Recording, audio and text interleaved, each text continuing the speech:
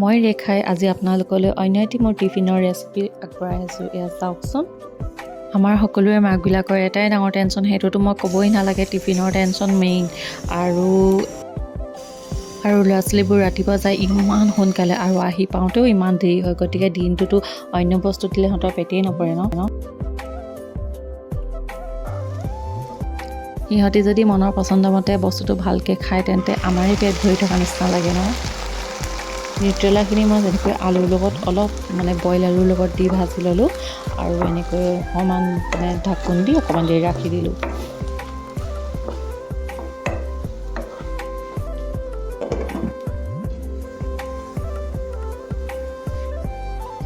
আৰু এয়া দেখিছে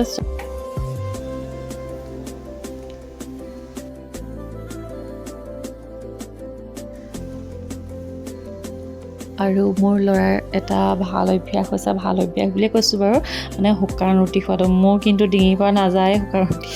সি শুকান ৰুটিহে খায়। কিহে কেনেকৈ অভ্যাস হ'ল মই নাজানো। মই কিন্তু এনেকৈ নিউট্ৰেলাটো দি ভাল পাওঁ। আপোনালোকেও যদি ভাল পায় ট্ৰাই কৰি চাব পাৰে।